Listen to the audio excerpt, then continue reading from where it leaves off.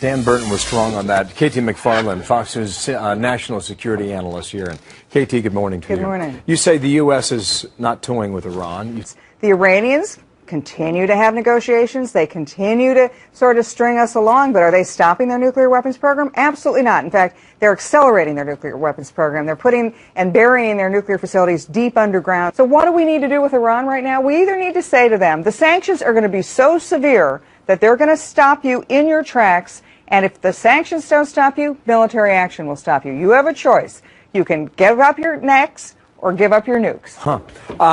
Your necks or your nukes. Well stated.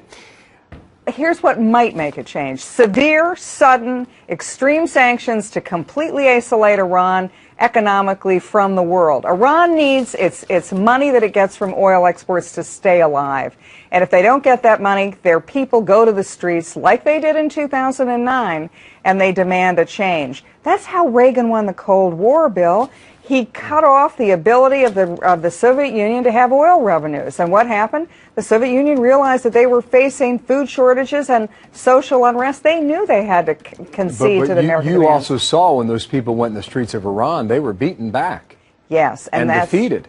That's right. And that's when President Obama should have said to them, we're with you. He should have done what Reagan did when the Poles went to the streets in the 1980s.